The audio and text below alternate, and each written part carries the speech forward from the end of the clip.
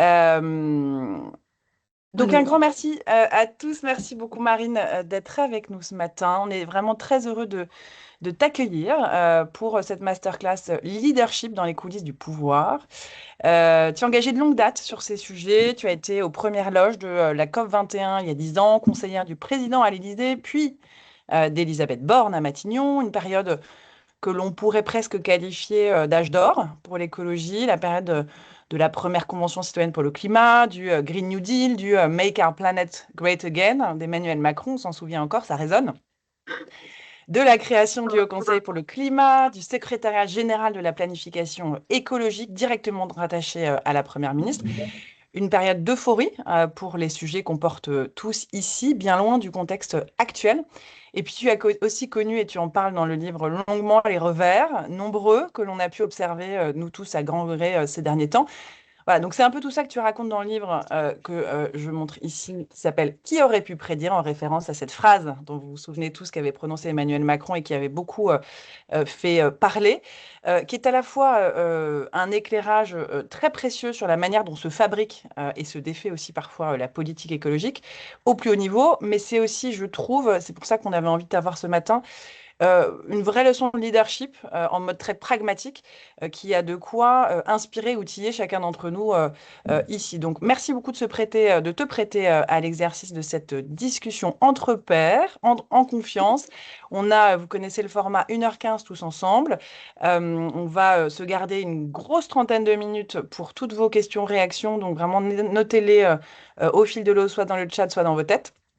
Et moi, une première question que j'avais envie de te poser, Marine, c'est une question un peu rituelle qu'on aime bien poser à nos invités quand ils arrivent. On sait qu'on est dans un contexte assez anxiogène. Je ne vais pas le détailler ici, mais c'est quand même vraiment waouh, faut être en forme. C'est une période qui n'est pas facile pour les acteurs du changement que nous sommes toutes et tous ici. Comment toi, tu te sens dans cette période? Comment est-ce que tu traverses ce moment-là, qui est un moment assez inédit en même temps, j'imagine que tu as déjà connu par le passé? eh bien, merci beaucoup. Déjà, merci pour l'invitation et puis ça me fait très plaisir de pouvoir échanger avec vous tous. Et, moi, je travaille sur ces sujets depuis 15 ans, depuis 10 ans, depuis la COP 21. Vraiment, j'ai commencé en août 2015. Et aujourd'hui, on n'est pas du tout au niveau où on était en 2015, à la fois en termes d'actions qui ont été menées, mais aussi en termes de prise de conscience du grand public. Moi, il y a quelque chose qui me frappe, c'est qu'à cette époque-là, quand il y avait un événement climatique extrême, les médias parlaient de l'événement climatique extrême. Maintenant, il n'y a pas une seule fois où on a un événement climatique extrême sans avoir la petite phrase qui dit il a été augmenté par le changement climatique ou Hmm. ça va arriver de plus en plus souvent, etc. Donc, cette prise de conscience n'est pas du tout la même. Donc, c'est le genre de choses auxquelles on se raccroche pour se dire que ça va pas si mal et que ça pourrait être pire. Après, je vous cache pas que moi, je suis très inquiète, pas uniquement par les reculs que je vois en ce moment, mais surtout par les attaques frontales, en particulier de la part des populistes sur ces sujets-là, qui utilisent les accroches, enfin qui utilisent les angoisses et les peurs que génère la Hmm. transition écologique, et il y en a, et j'y reviens longuement dans le livre, pour faire leur beurre électoral. Et comme dans toute chose égale par ailleurs pour le moment, c'est quand même plutôt le populisme qui a une chance de s'imposer aux prochaines élections, je suis un peu inquiète. Voilà. Hmm. Et alors, on va revenir sur, après, on va reparler de tous ces sujets-là, mais d'un point de vue très personnel, indépendamment de la dimension politique que tu mentionnes là, est-ce que ça va? Enfin, je veux dire, non, mais ça a été 10 années longues. Aujourd'hui, on comprend que le contexte n'est pas facile. Quand on est engagé, qu'on sait tout ce qui se passe, je pense qu'on si on est tous réunis ce matin, c'est parce qu'on sait ce qui se passe et qu'en même temps, on voit tout ce que tu décris là d'un point de vue humain et personnel, c'est assez challenging pour parler en bon français. C'est-à-dire qu'il faut quand même voilà, faut quand même y aller, retourner au charbon et puis surtout pas être trop anxieux. Est-ce que tu arrives à gérer tout ça? Évidemment, tu Ouais. vas nous dire que tu es en train de t'effondrer, mais voilà, comment est-ce que tu traverses cette période-là? Et, dans le livre, je dis que j'assume le terme de militante, Hum, qui est un terme qui a souvent été mal utilisé, je trouve, en particulier par les gens qui l'utilisent pour dénoncer les gens qui s'engagent, Les radicaux? les radicaux. Moi, je me considère comme une militante au sens vraiment étymologique du terme, c'est-à-dire un soldat de la cause. Et ben, Hmm, quand on est un soldat, il y a des fois où on est sacrément fatigué, où on pose un genou au sol, on respire un petit peu, hmm, mais on y retourne toujours parce que hmm, la cause, elle mérite ça et que moi, je dis souvent, et je le disais souvent notamment à mes équipes, je ne sais pas si le climat et surtout la protection de l'environnement est le combat de ma vie, mais en tout cas, c'est le combat de ma vie actuelle. Et donc, je tiens parce que de toute façon, parce qu'on n'a pas le choix. ah bah, Donc il faut être dans l'action. Et en fait, chaque petite victoire qu'on accumule pendant ce temps-là, ou en ce moment, il y a beaucoup surtout de chaque recul qui n'a pas lieu, bah, c'est déjà ça. hmm. Donc c'est pas facile tous les jours, effectivement, mais c'est aussi avoir des moments avec ses pairs, avec des gens qui pensent un peu comme nous et qui ont aussi envie de se battre, qui redonnent de l'énergie. Ouais, ça, on en est tous d'accord, c'est pour ça que je pense qu'on est réunis ce matin. Alors, pour se donner un peu de baume au cœur, justement, on va commencer par les bonnes nouvelles. On va commencer par une bouffée d'oxygène et on va se rappeler les bons souvenirs. Je propose qu'on se remette 10 ans en arrière. On est au moment de la COP 21 et puis toute la période de hype qui s'en est suivie pour nos sujets. On l'oublie un peu, mais la France a été très précurseur, assez pionnière en vérité, et très innovante pour mettre ces sujets au cœur de l'agenda politique, économique, en France comme en Europe. On a vu vraiment un leadership un peu à la française émerger. Est-ce que tu peux nous raconter, toi qui étais vraiment à l'intérieur de la politique à ce moment-là, comment ça s'est passé? Qu'est-ce qui a fait que cela a marché selon Mm. toi? Et quelles sont peut-être les victoires les plus marquantes, les avancées les plus structurantes dont on peut être fier et qu'on ne peut pas nous enlever aujourd'hui? Je pense que c'est important quand même de se rappeler ça Ouais. pour comprendre le chemin parcouru et en quoi on est singulier, nous, Français, sur cette dimension-là. Alors, j'ai deux remarques préliminaires. La première, c'est moi, je ne suis arrivée dans l'univers politique qu'en septembre 2019. Donc, il y a Mm. beaucoup de choses qui se sont passées avant que j'arrive. J'en parlerai quand même, mais n'allez pas croire que je m'arroge Tu toutes les t'attribues. victoires qui ont pu avoir lieu. Et la deuxième remarque préliminaire, c'est que je tempérerai beaucoup ta question d'une certaine façon. Moi, j'ai toujours traversé, y compris les moments où on a réussi à avancer. Euh, pas comme des superbes victoires, pas comme des hypes, pas comme ça. C'est-à-dire que j'ai toujours eu conscience que ces combats-là, c'est deux pas en avant, un pas en arrière. Donc on fait Mm. des deux pas en avant, on est content, mais il faut pas se dire que on a Qui été acquis. extraordinaire. Mm. Euh, mais une fois que j'ai dit ça, la France a été pionnière sur, en fait, pardon, pendant un moment, on a eu effectivement un leadership français qui consistait à mener par l'exemple et donc à faire des choses en France, puis éventuellement à les porter au niveau européen et ou international. Donc on a été les premiers à imposer la transparence sur les investissements financiers, sur l'impact des investissements financiers sur le climat avec la loi de transition énergétique pour une croissance verte. On l'a étendu aux investissements biodiversité avec la loi énergie-climat qui portait mal son nom, en l'occurrence sur ce que je suis en train de dire. On a enfin, effectivement, le président de la République a été l'un des premiers et celui qui a réagi le plus fortement à la première élection de Trump, quand Trump a dit qu'il sortait de l'accord de Paris avec ce fameux Ouais. Make Our Planet Great Again que tu as rappelé, avec le One Planet Summit qui consistait quand même à réunir 60 chefs d'État, des chefs Bah ouais, d'entreprise, etc. Et je me souviens très bien des tensions que ça avait provoqué parce que la présidence était intraitable sur le fait que ne parlaient que les gens qui avaient des choses à dire. Et donc d'accord. un chef d'État qui vient pour pas forcément parler ou un chef d'entreprise qui vient pour pas forcément parler, bon bah ça crée des tensions diplomatiques de fou. Donc bah, en fait tout le monde a annoncé quelque chose. Mm. Après, tu vois, j'essaye quand même de rester objective. Le One Planet Summit, ça a été beaucoup d'annonces, mais en Ouais, fait, on fait beaucoup de politique écologique en pointillé, c'est-à-dire qu'on a des annonces et après on les suit pas. Donc en réalité, on ne sait pas si les gens qui ont dit des choses les font réellement. Et bien ça, sûr. c'est vraiment l'un des plus grands drames de la façon dont on conduit des politiques en France et pas que. Mm. Tu as évoqué le Haut Conseil pour le climat, qui pour le coup est plutôt une copie du Climate Committee britannique, du Climate Change Committee britannique, mais qui a aussi été toute cette phase où le président s'est dit il faut qu'on ait des cordes de rappel qui nous permettent d'accélérer sur l'action climatique.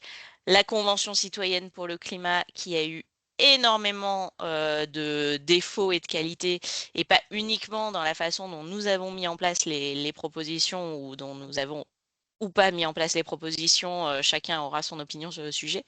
Et donc ça, pour le coup, j'étais vraiment aux premières loges puisque j'ai suivi toute la Convention citoyenne pour le climat, d'abord au cabinet d'Elisabeth Borne quand elle était ministre de la Transition écologique et solidaire, puis j'ai eu la lourde tâche de coordonner la loi climat et résilience pour le gouvernement, donc clairement je l'ai suivi de très près.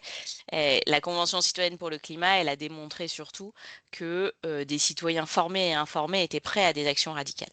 Et je pense que c'est ça le plus important. Et ce qu'on n'a pas fait derrière, c'est de se dire comment est-ce qu'on passe de 150 citoyens à La France 68, entière. 69 millions de Français. Ouais. Et d'ailleurs pas 68, 69 millions de Français, on n'a pas besoin de ça, mais on a besoin d'une masse suffisante de gens qui ont envie d'y aller. Et je Ouais. suis intimement persuadée que cette masse-là, on l'a pas encore.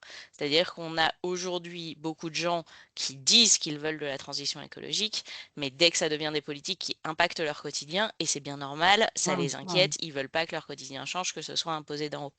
Et après, le dernier point que tu mentionnais, c'est évidemment la planification écologique placée au niveau de la Première ministre au début du second quinquennat. Je rappelle la phrase du candidat Macron entre les deux tours de la présidentielle 2022, ce quinquennat sera écologique ou ne Ou ne sera pas. sera pas. Force est de constater qu'il ne l'est peut-être plus finalement tant que ça, mais en tout cas, la planification écologique placée au niveau de Matignon, c'était crucial. Moi, ça faisait partie de mes leçons principales suite à mes passages en cabinet lors du premier mandat. C'est en fait, on n'y arrivera jamais tant qu'on considère que l'écologie, c'est un ministère à part des autres, parce qu'en fait, c'est un combat transversal et ce combat-là, il doit être porté au niveau de Matignon. Et en l'occurrence, Elisabeth Borne était profondément convaincue par ces sujets. Elle avait compris que être première ministre en charge de la planification écologique, ça voulait dire quelque chose, c'était pas juste première ministre. Et donc, elle a voulu lancer des choses et elle s'y est vraiment attelée avec énormément de limites qu'on a rencontrées quoi qu'il arrive. Mais par rapport aux successeurs qu'on a vus, je ne sais pas si vous avez vu, mais la semaine dernière, la ministre de la Transition écologique a sorti la stratégie nationale bas carbone. Bah, j'ai pas vu le Premier ministre. C'est la stratégie d'organisation de l'action climatique d'ici 2030. Donc c'est profondément une stratégie de planification écologique. Le Premier ministre n'a pas dit un mot sur le sujet, alors que sur le papier, il a toujours le titre. Alors, on va revenir à ces éléments, effectivement, qui nous semblent, nous, surréalistes et à juste titre. Je voudrais quand même qu'on reste sur le positif pour Alors commencer, attends, pour sur le se donner un positif peu de quand souffle. même, Ouais, j'ai dit plein de choses. Il y a évidemment le Green Deal qui a été quelque chose d'absolument extraordinaire, ouais. où là, l'Europe s'est dit, il faut qu'on soit une vraie puissance écologique et elle a mis un poids phénoménal sur ce sujet-là avec une cinquantaine de textes adoptés pour réorienter l'Europe dans cette direction. Et franchement, ça, c'était une période très belle où en plus, pour le coup, c'était le moment où on a transféré une partie des lois qui avaient été prises en France au niveau européen. Je pense par exemple à la loi de devoir de vigilance qui a été retranscrite dans la directive due diligence. Donc ça, extraordinaire. Et puis après, au-delà de tous ces textes divers et variés, il y a eu des évolutions comportementales, il y a eu une montée de la prise de conscience, comme je disais tout à l'heure, Ouais. et nos émissions de gaz à effet de On serre en baissait. France ont baissé de Ouais. 20% en 10 ans. Enfin, et Et, ça, c'est des chiffres qui existent, qui sont vérifiables, qui sont des ouais. données du CITEPA et Et qui sont qu'on entend incontestables. très peu, et dont on entend très peu parler. Mm. Revenons 2 secondes sur les coulisses de la création du SGPE, parce que pour moi, c'est un élément quand même assez structurant de ce moment de déploiement du sujet. Et tu le disais à l'instant, ça résonne beaucoup ici pour nous, direction RSE, parce que on sait à quel point le sujet, c'est de transversaliser notre rôle, de transversaliser ces enjeux pour en faire un vrai élément de stratégie et pas un side événement. comment est-ce que, toi qui étais à l'intérieur, comment est-ce qu'on réussit à installer un outil aussi innovant dans un État qui est historiquement très vertical? Quel rôle ont joué, je pense que parlais du rôle d'Elisabeth Borne, par exemple, à un moment, on est vraiment dans quelque chose qui doit être porté en vérité par des gens en interne, parce on va complètement à l'encontre du mode de fonctionnement euh, précédent. On est presque dans une logique de changement de paradigme. Je parle dans la vision, évidemment, l'exécution derrière, elle est plus complexe, tu le disais. On se retrouve face à toutes les, les, les- les rigidités du système. Mais comment est-ce qu'à un moment, on arrive à faire ça et pas juste 2 semaines? C'est-à-dire que ça a quand même duré 2, 3 ans. Antoine Peillon l'a beaucoup entendu. Il y a eu quand même un moment où on sentait que ça allait prendre. Qu'est-ce qui a fait que ça a marché? Et peut-être derrière, et ce sera la partie, ça nous emmènera vers la partie suivante, qu'est-ce qui a fait que derrière, bah, ça s'est, enfin, en tout cas, la dynamique s'est énormément érodée, puisqu'on voit bien qu'aujourd'hui, on n'en parle quasiment plus. Qu'est-ce qui a fait que ça a marché si tu te reproduis, tu te remets dans ce moment-là? Alors, je parlais de mon rôle là-dedans au milieu du reste et puis aussi du reste, mais euh, pour commencer, donc moi, quand je quitte les cabinets ministériels après l'adoption de la loi climat résilience, j'ai pas l'intention d'y retourner. J'ai trouvé que quand même travailler 70 à 80 heures par semaine, c'est pas la vie que j'avais envie de mener, surtout pour bah, finalement le peu de résultats qu'on Hum, réussissait à obtenir au vu de ce que moi je sais de l'urgence. Ouais. Donc à ce moment-là, je prends la plume chez Terra Nova pour faire un bilan écologique du quinquennat. Et pour essayer de me dire, peser la part des choses de qu'est-ce qui a fonctionné, qu'est-ce qui n'a pas Hum, fonctionné. Il se trouve que ce papier-là marche très bien. Et donc, je me rends compte que les gens s'intéressent à ce que j'ai à dire, ce qui n'est pas si évident en fait en soi. Et donc, je me dis, allez, bah, puisque ça marche, je vais essayer de faire un petit diagnostic de qu'est-ce qu'il faudrait changer dans la structure même, dans la façon dont on fait des politiques hum, pour avoir une chance de faire aboutir la transition écologique. Parmi les propositions que je sors à ce moment-là, il y a le fait de monter la transition écologique au niveau de Matignon, justement en fait avec cette expérience de se dire, moi quand le ministère de l'Agriculture me dit ça n'est pas possible parce que ça va impacter les agriculteurs de telle façon, j'ai pas envie que ce soit la fin de la conversation. J'ai Ouais. envie que la suite de la conversation, ce soit tu as raison et du coup, comment est-ce qu'on dépasse ça? Bien sûr. C'est sortir du Alors silo pour aller vers une logique voilà. systémique, en fait. Mais Ouais. alors que du coup, en fait, on était à c'est la fin, soit c'est la fin de la conversation, soit en face on dit oui, mais il faut le faire quand même. Et en fait, il n'y avait pas ce cran d'après. Et donc je me dis, il faut le mettre au niveau de Matignon pour Hmm. qu'en fait on se pose pas la question de est-ce qu'il faut ça, il faut le faire ou pas. Par contre, on se pose la question après entre ministères de comment on le fait. Et donc, je sors cette note de Terra Nova qui, pour le coup, fait un flop, qui n'intéresse absolument personne. Mais arrive ce fameux discours de l'entre-deux tours où le président de la République dit que son quinquennat sera écologique ou ne sera pas, que son Premier ministre sera en charge de la planification écologique, etc. Donc là, on est quelques-uns. Donc là, c'était ma part à moi, mais il y a eu aussi Barbara Pompili, tout son Hmm. cabinet, qui à ce moment-là poussait aussi de leur côté. En fait, c'est le moment où on lui dit, bah, si ton Premier ministre est en charge de la planification écologique, il lui faut un bras armé. Donc il faut créer cette équipe dédiée à Matignon. Il faut que le chef de cette équipe soit à la fois chef de l'administration, du secrétariat général, qui est donc pérenne, qui reste quand les premiers ministres s'en vont, Hmm. mais Hmm. aussi chef du pôle vert du cabinet, donc de la partie politique, parce que la transition écologique, c'est quand même un sujet politique.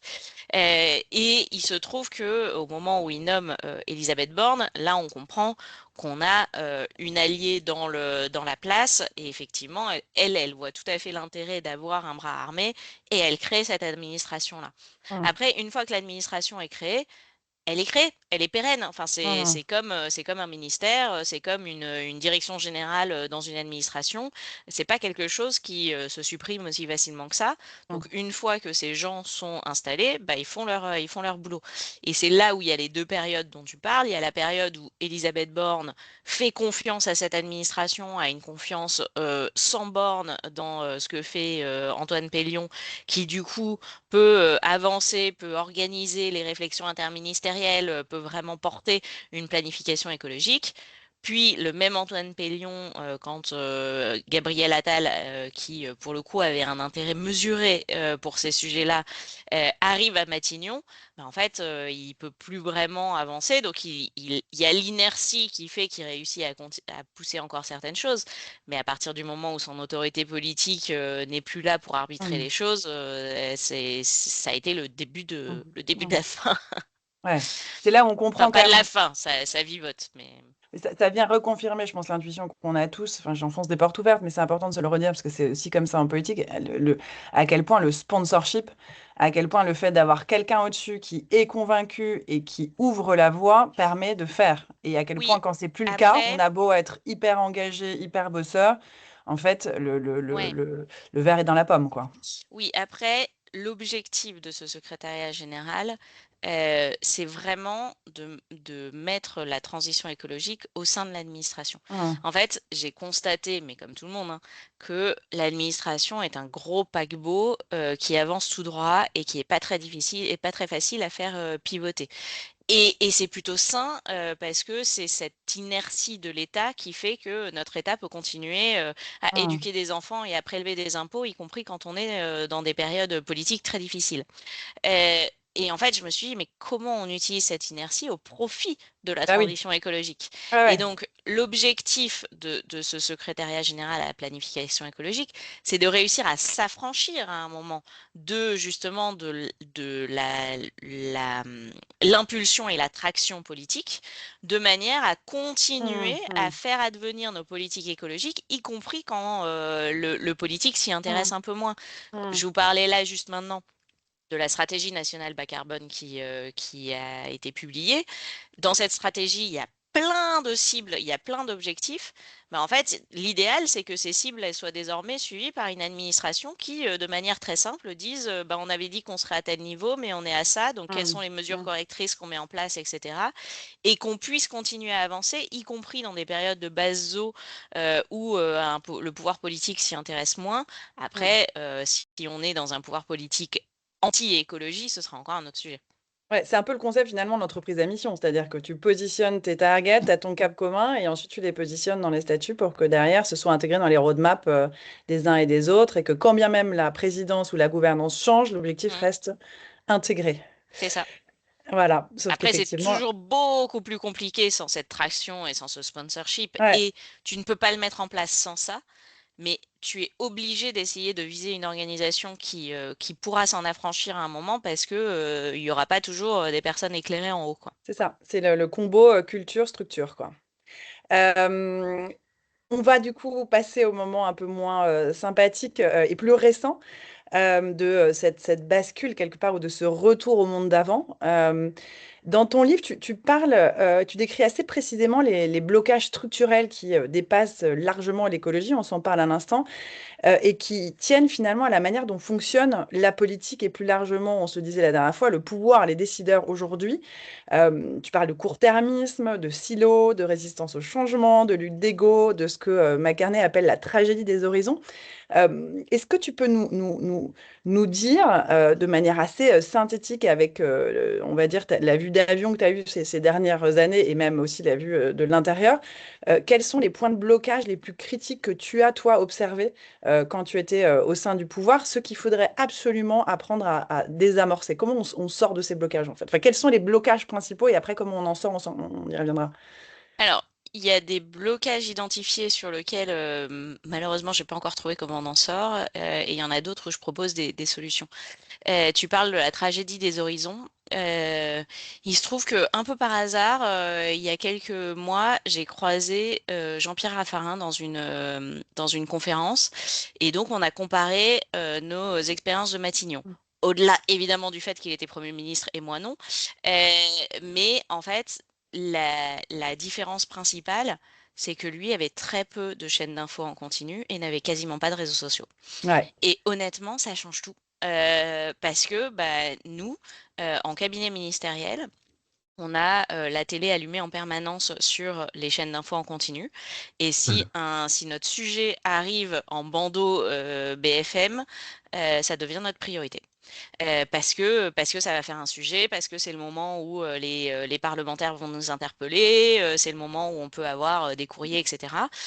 Donc ça devient une priorité. Donc ça veut dire qu'en fait, c'est très difficile de faire du long terme quand on est en permanence bouffé par le court terme. Je vous donne un autre exemple. Moi, j'ai été directrice de cabinet de la ministre en charge de la biodiversité. Je travaillais sur la stratégie nationale biodiversité 2030. Globalement, notre objectif, c'était d'arrêter l'érosion de la biodiversité en France. Il n'empêche que j'ai passé une part monstrueuse de mon temps à gérer les 2 ou 3 orques restants de Marineland qui devaient partir un coup au Japon, un coup en Espagne, parce que effectivement c'est du bien-être animal. Il y avait beaucoup d'ONG mobilisées. C'est quelque chose qui touche les gens. Mais je suis navrée, dans la part de ces 3 orques dans l'érosion de la biodiversité mondiale, elle est nulle. Mm. Mais ça m'a pris beaucoup de temps parce que c'était un sujet qui intéressait les gens. Et donc, Mm. c'est extrêmement compliqué de réussir à se projeter. Et là, je vous parle vraiment du côté qui est encore assez rationnel du truc. Après, on est sur des politiques qui souvent s'enclenchent aujourd'hui pour avoir un résultat d'ici 5 ans, 10 ans, je ne sais trop quoi. Si vous êtes un maire et que vous lancez un projet de RER métropolitain, pendant votre mandature, les gens vont juste avoir des travaux. Et les gens détestent les travaux dans leur ville. Mm. Donc potentiellement, vous n'allez pas être réélu parce que vous avez lancé ce grand projet-là.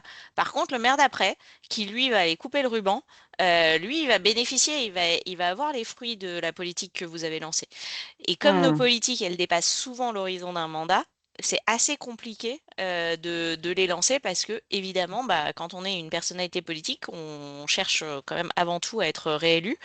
Pas exclusivement pour des questions d'ego ou quoi, hein, c'est aussi juste parce que quand on pense qu'on fait les choses bien et qu'on fait les choses pour ses concitoyens, bah, on a envie de continuer à le faire et c'est Mm. assez normal. Mm. Euh, donc il y a toute cette tragédie des horizons et c'est sur cette partie-là où je te dis, je suis pas sûre d'avoir encore trouvé la clé parce que Mm. ce sont des choses très humaines Mm. finalement et qui amènent finalement peu de solutions.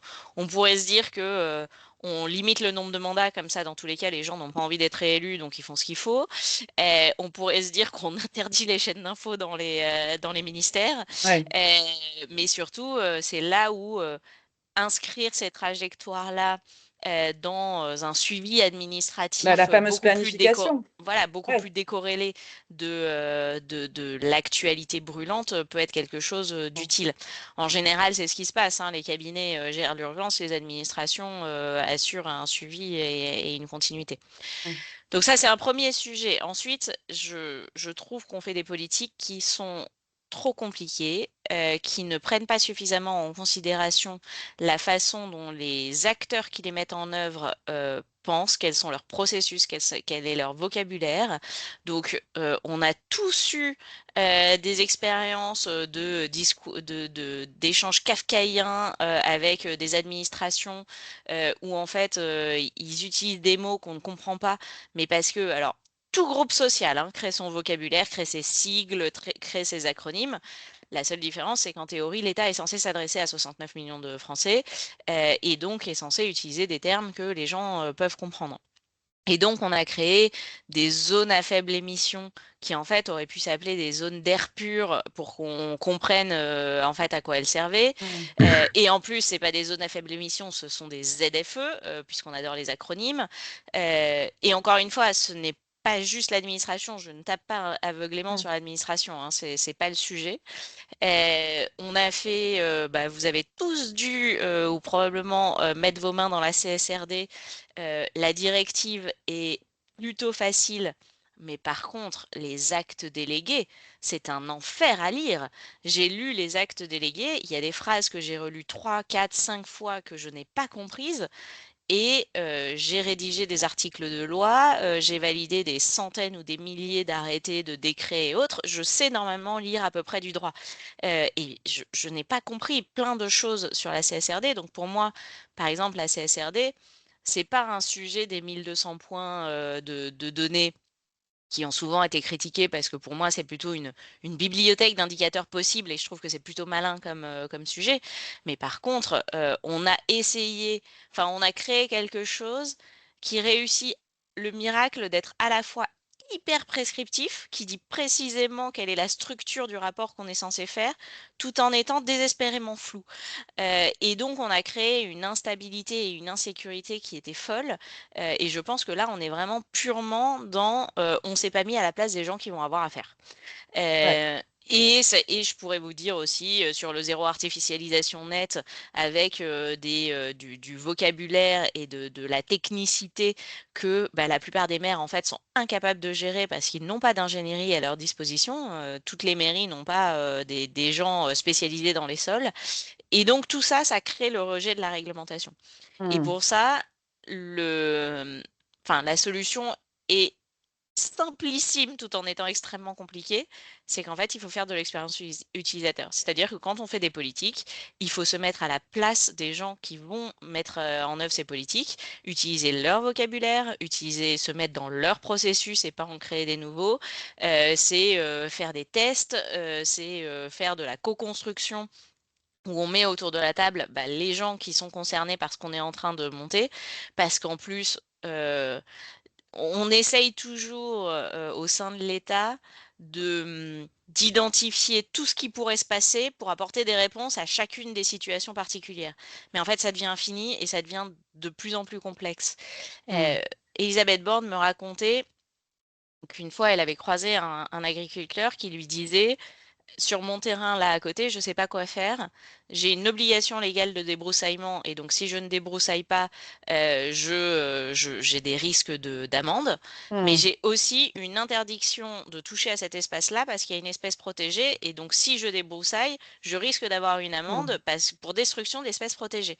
Hmm. Et en fait, cet agriculteur, il n'a pas besoin qu'on fasse une énième ligne de code qui est de code de l'environnement qui dit si vous êtes en conflit, alors dans telle situation, il faut faire ça. Cet agriculteur-là, il a besoin de savoir à qui il peut poser la question Hmm. Hmm. et qui pourra lui donner une réponse solide juridiquement. Hmm. C'est-à-dire que qui pourra lui dire, bah, écoute, tu débroussailles parce que c'est le plus important et si un contrôle arrive, qu'il n'ait pas une amende pour destruction d'espèces Hmm. protégées. Hmm. Ce que tu décris là, c'est une espèce d'imbroglio, en fait, dont on est tous un peu témoins et victimes, que ce soit dans notre job ou dans notre vie quotidienne. Il y a autre chose dans les recommandations que tu mentionnes dans ton bouquin, les exigences, les quatre pour créer une nouvelle manière de faire de l'écologie en politique, c'est la question de la maturité et de l'honnêteté intellectuelle des politiques, avoir le courage de dire la vérité, travailler la pédagogie. J'imagine que c'est ce que vous aviez en tête au moment où Christophe Béchu a parlé de la stratégie 4 degrés. Est-ce que pour vous, ça a fonctionné ou pas? Et deuxième question en creux, je pense qu'il va tous nous intéresser ici, c'est comment on fait quand on est directeur RSE, directrice RSE, pour dire la vérité sans se mettre tout le monde à dos? C'est-à-dire qu'il y a quand même, nous aussi, au quotidien, la tragédie des horizons. On voit bien que, bah voilà, ce court terme, long terme, enfin tout ce que tu décrivais là, en tant que direction RSE, on le vit au quotidien, on a envie d'encourager, d'embarquer, et en même temps, on connaît la vérité. Donc voilà, quelle est la bonne posture, à quel endroit on place le curseur, et en politique, puis en direction RSE. Ouais. Euh, En fait, quand je parle d'honnêteté, je la mets à deux niveaux. Euh, Quand on est très convaincu par l'écologie, par le besoin de faire tout ça, on a un peu tendance à sous-estimer les impacts que la transition écologique va avoir. Oui, la transition écologique, enfin, pardon. On a un peu tendance à dire le monde de demain sera meilleur que le monde d'aujourd'hui une fois qu'on aura réussi la transition écologique, l'eau sera plus pure, on respirera un air plus Hmm. sain, etc., etc. Ça, c'est Je dans les l'ai. milieux de convaincus, hein, parce que l'immense majorité des gens, Oui, oui, justement, mais on c'est ça, réussit pas. c'est ça Ah que oui, je suis en pardon, train de vas-y. dire. Ouais, ouais. Je dis que quand on est convaincu, on a tendance à dire ça. Et Ah ça, oui, d'accord. c'est des éléments de langage que j'ai mis dans des dizaines de discours, etc. Euh, mais la vérité, c'est que moi, je ne sais pas vous dire si le monde de demain il sera mieux que le monde d'aujourd'hui si on réussit la transition écologique. Parce que si votre passion personnelle, c'est d'aller en vacances tous les week-ends à Marrakech en avion, bah, le monde de demain, il sera probablement moins cool pour vous Mm, parce que vous pourrez plus faire ça une fois qu'on aura réussi la transition écologique. mm, mm. Si votre passion, c'est d'avoir une vieille voiture Les qui pollue barbecues? et de vivre dans des très très très grands espaces en pavillon, ben, peut-être qu'effectivement, le monde de demain, ce sera pas tout à fait le même et ça sera pas cool. Par contre, ce que je peux vous garantir, c'est que le monde de demain sera bien meilleur si on réussit la transition écologique que si on ne fait rien. Et en fait, c'est ça, moi, c'est les discours sur le monde meilleur qui m'agacent un peu, parce que la réalité que les gens vivent aujourd'hui, c'est pas ça. Pour eux, la réalité des politiques écologiques, c'est on m'empêche de prendre ma voiture, on va encore m'empêcher de C'est consommer, punitif. c'est l'essence coûte de plus en plus cher. J'aime pas le terme punitif parce que ça n'a pas de sens. Punitif, ça veut dire qu'on aurait commis une faute et c'est pas le sujet. Mais, Non, mais c'est comme ça que les gens le ressentent, c'est une punition. mais en C'est-à-dire fait, que c'est en fait, pas je suis même du pas mieux. sûre. En fait, Tu vois pas? je pense qu'ils le ressentent comme des contraintes, mais je pense même Mm, pas qu'ils le ressentent comme une punition. Ils le ressentent comme une remise en cause de leur mode de vie, ils le ressentent comme du déclassement. mm. Et ces sentiments-là, ils sont exploités, Comme une privation manipulés, de liberté, ouais. amplifiés, tout ce que vous voulez par les populistes. Il n'empêche Mm, qu'ils existent. mm, Et on les sous-estime trop souvent. Et c'est là où j'arrive sur ma deuxième partie de l'honnêteté intellectuelle, c'est reconnaître que ouais, la transition écologique, c'est aussi des sacrifices, c'est aussi renoncer à certaines choses, c'est éviter le pire demain, mais que aujourd'hui, oui, on va demander des efforts aux uns et aux autres. Et c'est mm, là où il faut faire très attention de s'assurer qu'il y a de l'exemplarité, de s'assurer que les efforts qu'on va demander aux uns et aux autres bah, ne pèsent pas que sur les uns et jamais sur les autres, qu'ils sont équitablement répartis entre mm, enfin, en fonction en fait de l'impact de tout le monde. Et c'est vrai mm, que, comme pour énormément de choses, aujourd'hui, la transition écologique pèse de manière disproportionnée sur certaines parties de la population et beaucoup moins sur d'autres. mm. Un peu comme surtout, bah, il y a des gens qui y échappent beaucoup plus facilement que d'autres. Mais bref, donc ça, c'est plutôt sur la partie politique et c'est ça que j'appelle l'honnêteté intellectuelle parce que, en fait, je pense que les gens sont prêts à entendre énormément de choses, qui sont beaucoup plus intelligents que ce qu'on pense, mais qu'ils ont juste besoin que ce qu'on leur dit ressemble à ce qu'ils vivent. Et Mm, pour le moment, les gens qui leur disent des choses qui ressemblent à ce qu'ils vivent, ce sont les populistes qui leur disent regardez comme on vous tape dessus. mm. Et en fait, je pense que c'est aussi à nous de leur dire bah oui, et oui, ça va être compliqué en fait. Je vous Ouais, garantis pas que ça va être super chouette. Par contre, je vous garantis que ça sera bien meilleur que si on fait rien. Et ouais. pour revenir à ta question sur un directeur RSE, pour le coup, là, j'utiliserai un peu cette partie d'honnêteté de, bah, en fait, voilà les risques qui pèsent sur nous, voilà les effondrements de chaînes de valeur qu'on pourrait vivre, plein de choses. Mais le sujet, c'est surtout de réussir à transformer ça dans un vocabulaire qui intéresse les gens en face, un vocabulaire qui en général se retrouve finalement à parler d'euros, de risques, de pouvoir d'achat, enfin de pouvoir de conquête de nouveaux consommateurs ou ce genre de choses. Mm. J'avoue que j'ai une forme de pragmatisme assez poussée sur ce sujet. Ouais, et du coup, aujourd'hui, toi, donc, tu es passé plutôt du côté dirigeant d'entreprise, puisque tu as cofondé une, Société un de cabinet de conseil, ouais. conseil sur ces sujets-là. Euh,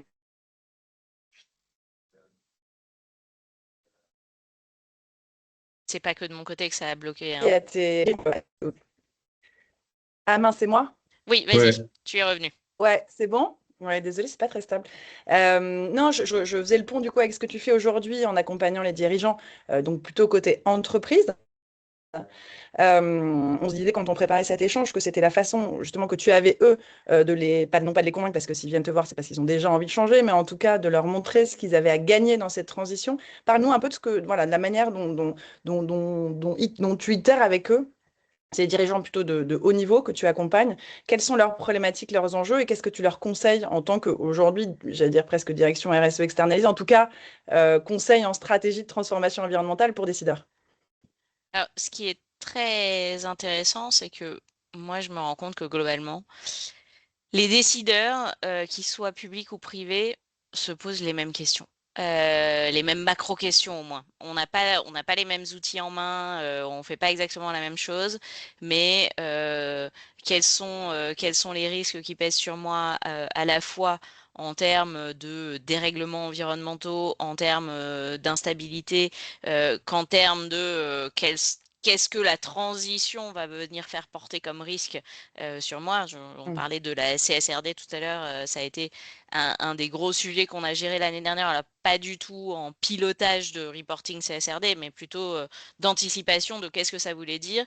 Et puis, surtout, moi, comme tu le dis, j'accompagne globalement des gens qui sont déjà assez convaincus parce que sinon, c'est pas moi qui vienne voir. Et eux, leur sujet, c'est précisément ce que tu viens de dire, c'est comment j'intéresse des gens autour de moi qui n'ont aucun, enfin, qui ne s'y intéressent pas. Ouais, Et en fait, c'est exactement ce que j'ai fait moi pendant 5 ans auprès des politiques. C'est-à-dire que très rarement, sauf les gens fondamentalement ouais. convaincus encore une fois, mais très rarement, je leur disais, tiens, on va faire ça parce que c'est bien pour la politique écologique. Mm. Je leur disais, on va faire ça parce que les Français le demandent, on va faire ça parce que c'est le bon moment électoralement, on va faire ça parce que sinon on va être condamné par le Conseil d'État, donc il vaut mieux Mm. avancer. Et La donc en carotte, le fait, bâton. on passe notre temps à essayer de convaincre des gens que nos sujets sont importants parce qu'ils Mm. répondent à leurs problématiques. Ouais. C'est ce que j'appelle faire manger des légumes aux enfants. Moi, j'ai fait manger de l'écologie à plein de gens, mais du coup en les cachant dans des gratins, en les cachant dans des Ouais. choses qui ne ressemblaient pas à des légumes directement. Et je pense que c'est la vie que vous menez en permanence. Mm. Donc moi, j'ai deux types de clients. J'ai des clients qui sont plutôt des mainstream où je vais justement accompagner de qu'est-ce que ça veut dire pour vous et pourquoi c'est important malgré tout. Et après, j'ai aussi des clients qui sont très engagés où là, je les accompagne plutôt sur comment est-ce qu'on est plus efficace, comment est-ce qu'on se réorganise éventuellement, quels sont les types d'indicateurs qu'on peut utiliser pour suivre telle ou telle chose. Mm. Et ce qu'on fait aussi beaucoup, et qui pour le coup est aussi très en lien avec ce que... alors Alors là, il y quelqu'un a a quelqu'un partagé qui ses mails, oui. projette. Et qui est très en lien avec ce que je faisais dans l'univers politique, c'est qu'on fait beaucoup dialoguer les mondes.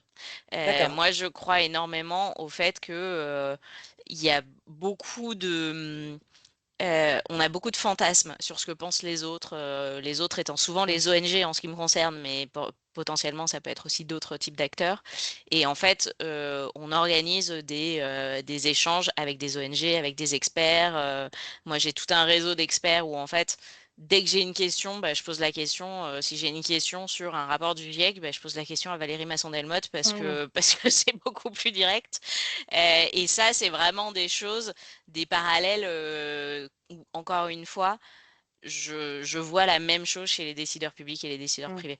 À la Mm. fois cette espèce de peur d'échanger avec certains et au final se rendre compte que bah, l'autre est pas très différent et qu'en fait on peut avoir des échanges assez intéressants. On l'a vécu des deux côtés. Mm.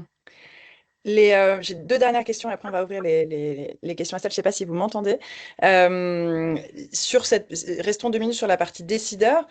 Très concrètement, parce qu'effectivement, tu as un échantillon assez représentatif et tu es extérieur aujourd'hui à l'entreprise, donc ça donne quand même une bonne indication. Comment tu les perçois? On parlait du backlash, on parlait de tout ce qui est en train de se passer entre les États-Unis, la Chine, et comment l'Europe se retrouve un peu perdue au milieu de tout ça en ayant voulu être très Mm. volontariste. L'opposition entre d'un côté durabilité, de l'autre côté compétitivité, enfin voilà, toute cette peur qu'on a vraiment vu émerger, se cristalliser, je trouve, ces derniers mois. Est-ce que tu la ressens? Alors, tu l'as un petit peu dit, mais tu parlais de différentes façons ou techniques bien à toi de les désamorcer, quand bien même ils arrivent en étant déjà relativement convaincus, sinon ils ne viendraient pas te voir, comme tu le disais. Mais quels sont vraiment les arguments aujourd'hui que tu utilises qui marchent le mieux pour leur démontrer l'intérêt à y aller, alors même qu'on sait que le contexte aujourd'hui ne valorise plus tellement ça versus l'IA, versus tous les mots qui sont devenus aujourd'hui à la mode? Alors, déjà, pour commencer sur le backlash, pour le coup, moi je fais partie des gens qui considèrent que le backlash existe et qu'il est bien là. Ça veut pas dire que plus personne ne veut faire de la transition écologique et tout, mais ça veut dire que les masques tombent en fait. Et qu'aujourd'hui, on voit ceux qui faisaient de la durabilité au sens large, hein, y compris de l'égalité femmes-hommes, etc., parce que c'était des obligations, c'était des demandes sociétales, c'était tout ce qu'on voulait, mais qu'au fond, ça les faisait chier et qu'ils ont un peu arrêté. Et ceux qui, pour le coup, sont profondément convaincus et continuent autant que possible. Ça, c'est le premier truc. Ensuite, je vois un vrai ralentissement global chez les entreprises sur la capacité à se projeter dans l'avenir. Et donc, bah, pour penser durabilité, il faut se projeter dans l'avenir. Mm. Mais ça vaut pour Mm. plein d'autres choses, hein. Ça vaut pour les RH, ça vaut pour plein de choses. Et je suppose que c'est aussi des réalités que vous vivez au quotidien. Les Mm. projets sont très, très arrêtés sur le sujet. Et notamment pour ce que tu dis, on ne sait pas où va l'Europe. Mais vraiment, Mm. moi, je ne sais pas où va l'Europe. Je suis restée très proche de Pascal Canfin, avec qui j'ai commencé ma carrière, qui est aujourd'hui en train de tenir ce qu'il peut du Green Deal. Ben, je pense que même lui ne sait pas où va l'Europe aujourd'hui, parce qu'on ne sait pas ce que va faire le PPE, on ne sait pas s'ils vont continuer à s'allier à l'extrême droite ou s'ils vont redevenir un peu raisonnables. Et en Mm. fait, je trouve ça, d'un point de vue purement passionné d'histoire comme je peux l'être, j'ai vraiment l'impression d'être à un moment clé de l'histoire qui est assez passionnant, Mm. qui est, d'un côté, on a les États-Unis qui ont fait un choix délibéré de repartir au 19e, 20e siècle sur un modèle basé sur l'énergie fossile Mm. principalement, sur une violence économique, sociale, enfin, ils sont repartis. Et Trump l'a fait volontairement, ils sont en train de le faire. De l'autre côté du monde, on a la Chine qui sait qu'elle a loupé la transition et que la révolution industrielle du 19e Mm. siècle. Elle en a conscience. Elle a cette profondeur historique qui fait qu'elle se souvient des humiliations à la fois économiques, mais aussi juste de guerre qu'elle a subies de la part des pays occidentaux et qui veut prendre sa revanche. Et ça fait des décennies qu'elle prépare sa revanche. Et aujourd'hui, Mm. sa revanche, elle est en train de la prendre en devenant la première puissance économique de la révolution industrielle du 21e siècle sur les technologies vertes. La Chine est quasiment irrattrapable sur les panneaux solaires, sur l'éolien. Elle est en train de devenir irrattrapable sur les batteries, sur le véhicule Électrique. électrique. Et en fait, son objectif, mais qui est un objectif assumé de l'exécutif chinois, c'est d'être la puissance économique hégémonique du 21e siècle grâce à ces technologies-là. Et en ce moment, pour le coup, on voit que l'Europe hésite entre ces deux modèles. Enfin, c'est flagrant, c'est-à-dire qu'elle veut un peu des deux. Elle veut pas abandonner ce modèle du 19e, 20e siècle, qui est celui qui lui a permis d'être la grandeur économique qu'elle est aujourd'hui. Mais elle comprend aussi qu'il faut se projeter dans l'avenir et que c'est malgré tout les véhicules électriques, les ENR et toutes les technologies propres qu'on doit développer qui pourra le faire. Et on voit ces tensions-là. Et je ne sais pas de quel côté va retomber la pièce. Parce Mm. qu'évidemment, on ne va pas repartir aussi fortement que les États-Unis, normalement, parce qu'on n'est quand même pas dans une tradition aussi trumpiste. Et j'espère on n'arrivera pas à ce degré-là. Euh, mais même cette hésitation qu'on est en train de vivre, elle nous fait prendre un retard qui un jour deviendra irrattrapable sur ce que la Chine est Mm. en train de faire. Et là, en ce moment, on est dans le débat sur fin de véhicules thermiques en 2035, fin de vente des véhicules neufs thermiques en 2035, avec notamment des constructeurs qui disent, nous, on a des chaînes industrielles sur le thermique qui sont amorties, donc on sort des véhicules thermiques qui sont moins chers que ce qu'on réussit à faire en véhicules électriques. Et il faut qu'on puisse continuer à sortir des petites voitures pas chères, notamment pour le Mm. marché indien. C'est vraiment des choses qu'on m'a dites. Euh, et en fait, ils ne se rendent pas compte que le marché indien, bientôt, n'existera plus.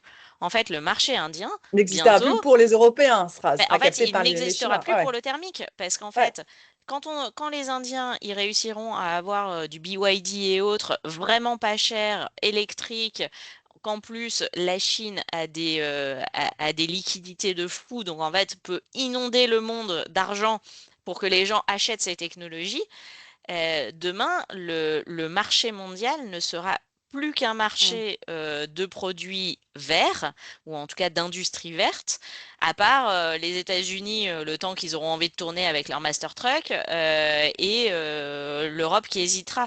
Donc en fait, cette projection de se dire je veux sortir des petits véhicules thermiques pas chers pour ce marché-là, même celle-ci, elle est inepte parce qu'en fait, ce marché, virtuellement, il n'existe déjà plus.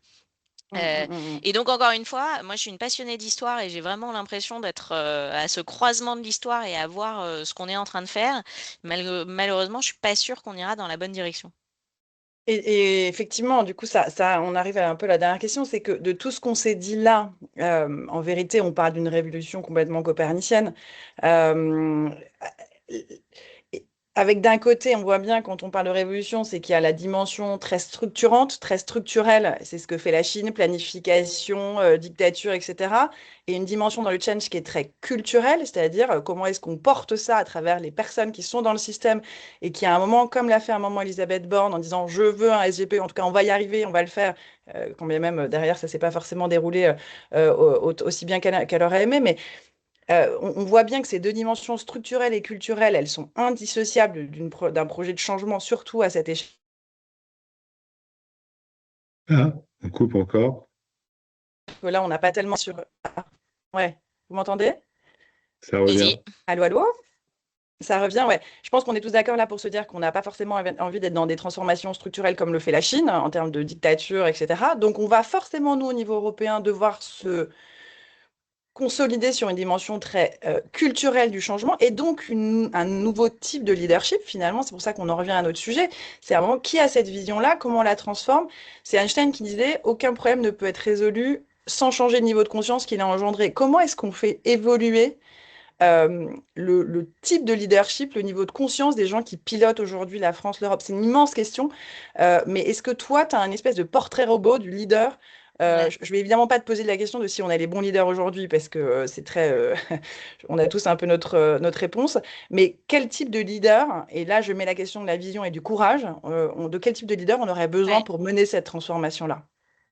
Peut-être juste en préalable, je suis pas totalement d'accord sur le fait que on peut pas faire de structurel. Non, il faut les deux, Voilà, mais dans c'est une parce que démocratie, ouais, c'est exactement. En fait, il y a beaucoup de débats sur peut-on réussir la transition écologique en démocratie ou en finalement est-ce que démocratie. il faut faire une bonne dictature à la chinoise?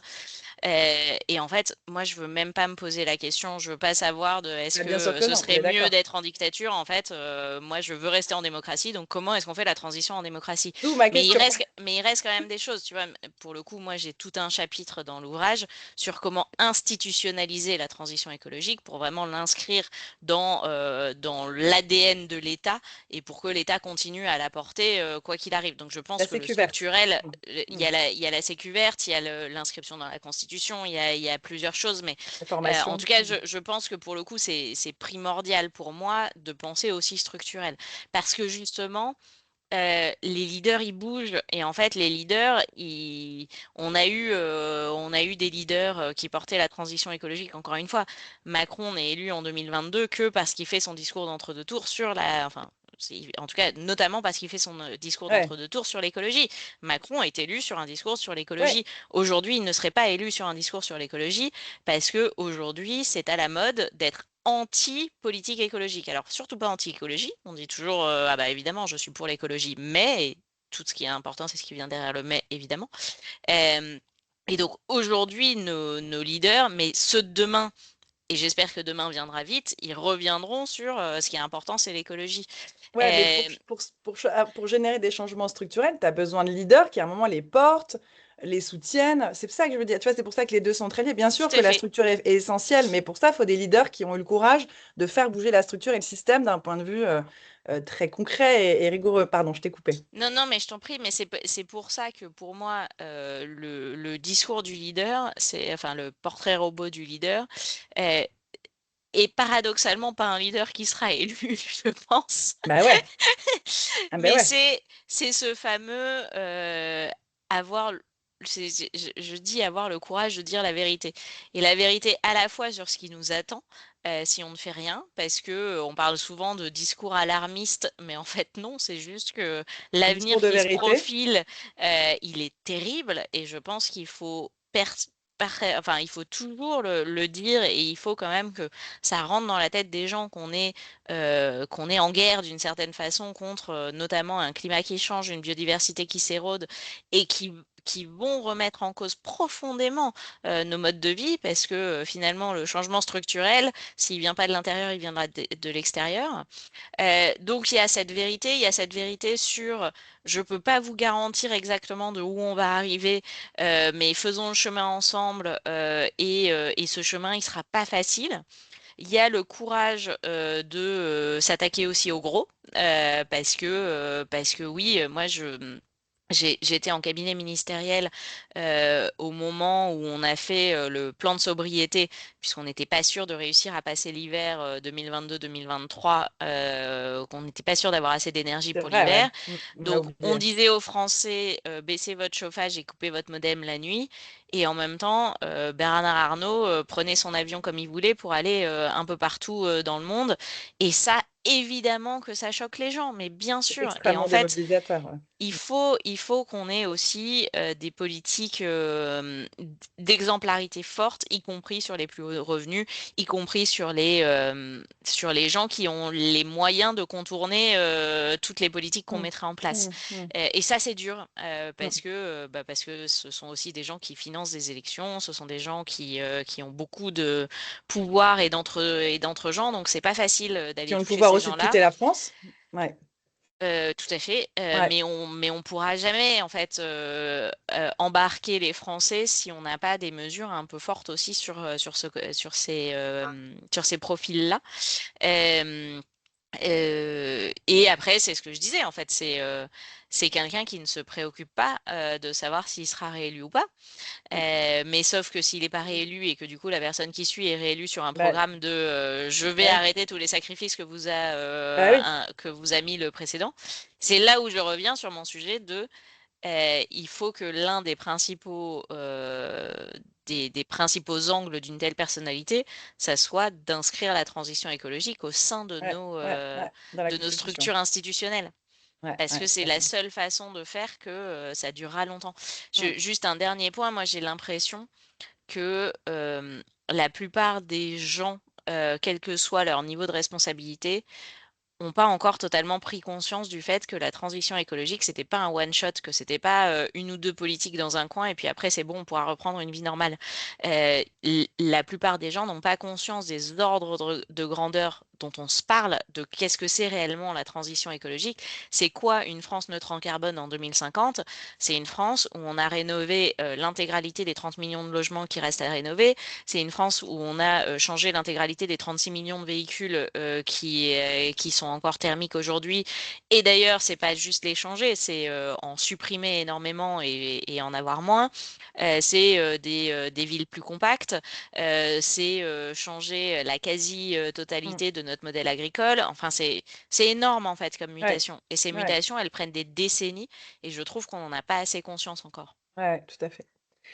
Bon, merci beaucoup, Marine. Je propose qu'on ouvre la discussion à tous nos participantes et participants. Est-ce que certains d'entre vous ont envie de réagir, d'approfondir certains sujets, de questionner? C'est toujours la première question qui est la plus... Bah, j'ai une question, alors je me lance. Maxime, peut-être Euh, présentez-vous en deux, trois mots avant Très de... bien. Donc, en deux, trois mots, bah, depuis presque 30 ans sur le sujet, du côté plutôt création d'entreprise, Be-Citizen pour commencer jusqu'en 2015, plus récemment AXA Climate et aujourd'hui Société Adaptation Startup. Euh, En fait, hier, je discutais avec Ludovic Argard, que certains connaissent ici, qui est expert chez Orange sur les questions de climat. Et il m'a confié quelque chose que j'aimerais soumettre à Marine. Il m'a dit, bah, finalement, aujourd'hui, on revit les autodafés des années 30. On revit les autodafés avec la coupure de l'information. Donc, il m'a ouvert les yeux en disant, bah, voilà, tu vois, quand Trump coupe les datas, coupe les budgets sur la recherche, et quand de plus en plus, finalement, on ne veut pas savoir, C'est on est fascisme, en hein? train, voilà. Et il disait aussi, et finalement, c'est comme une réponse immunitaire d'un système qui se sait condamné et qui, en fait, veut couper l'information parce qu'effectivement, avec les réseaux sociaux, etc., etc. Donc, comment Marine, tu perçois ça? J'avoue que je suis tombé de ma chaise, je me suis dit, bon sang, mais c'est bien sûr. Mais en fait, comment c'est perçu par une observatrice politique, on va dire, avec ta hauteur de vue? Pour le coup, je suis entièrement d'accord avec le parallèle avec les autodafés. Moi, les premières semaines de Trump, je les ai vécues comme le préquel de 1984 ou comme Fahrenheit 421, je sais jamais, 51, 451. 451. Pour le coup, On je l'ai vraiment perd. vécu comme ça. Je l'ai vraiment vécu comme effectivement cette réaction d'un vieux monde qui sait qu'il est sur la fin et qui essaye d'en changer l'histoire. Euh, je trouve Trump extrêmement dangereux. Pas uniquement pour ça. Je trouve Trump extrêmement dangereux aussi parce que il rend acceptable énormément de choses Ouais. et qu'on n'est pas à l'abri en Europe de ce qui est en train de se passer aux États-Unis. J'espère qu'on n'est pas aussi extrême et qu'on ne pourra pas arriver à ces niveaux-là. Mais ces mouvements, et notamment ces mouvements pour remettre du doute, tous les vendeurs de doute qu'on pensait oublier sur ces sujets-là, ils existent. Vous les voyez tous les jours dans les médias, des groupes Bolloré, le programme de Sterrin, tout ça, ça existe. Et c'est pour ça aussi enfin, ça fait partie des raisons pour lesquelles moi je continue à prendre la parole parce que je pense qu'il faut surtout pas laisser la place à ça. Après, j'ai entendu aussi des gens qui disent bah, c'est bon signe, ça veut dire qu'on a atteint un niveau où on sait que c'est nous qui allons gagner, donc le système se rebelle et puis à la fin c'est nous qui gagnons. Je suis pas sûre qu'à la fin c'est nous qui gagnons. Je suis d'accord sur la partie le système se rebelle, mais pour le moment il se rebelle avec vigueur et efficacité.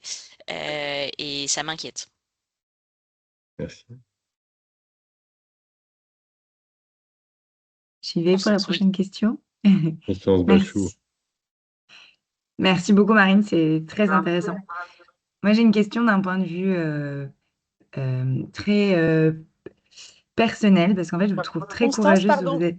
Est-ce que ça vous embête d'allumer juste de mettre votre caméra, si c'est possible? Moi, je la vois. Ah Ouais. bon, alors je sais pas pourquoi je vous vois pas. Super, très bien, parfait, continuez, excusez-moi. Donc, Constance Bachou, je suis la directrice innovation RSE de Valdelia, un éco-organisme sur le mobilier pro. Et en fait, donc merci beaucoup, Marine, pour votre témoignage. Je vous trouve très courageuse aussi d'être rentrée en politique. Parce que je trouve qu'à la fois, je pense que c'est passionnant et à la fois, je trouve qu'il y a un côté ultra fatigant dans le sens où ça a l'air d'être d'un monde quand même très difficile. Désolée pour les stéréotypes, mais aussi en tant que femme, comment vous avez réussi à vous positionner. Si je peux avoir un témoignage un peu plus, comment vous avez eu le courage de vous lancer, comment vous l'avez vécu et comment on trouve sa place quand on est une jeune femme pleine de conviction, un peu le cliché de voilà, la fille qui a envie de faire bouger les lignes, mais bon, bah, on est quand même dans un modèle où nous avons des présidents hommes, par exemple. Et donc, je trouve qu'il faut avoir du courage. Donc, déjà, bravo. Et si je peux avoir des témoignages. Et Merci alors, beaucoup. je fais une micro-parenthèse à nouveau. Nawel, est-ce que tu peux arrêter l'enregistrement? Là, on va rentrer dans une phase plus entre nous, où on aura aussi peut-être une liberté de ton plus grande. Est-ce que tu m'entends, Nawel?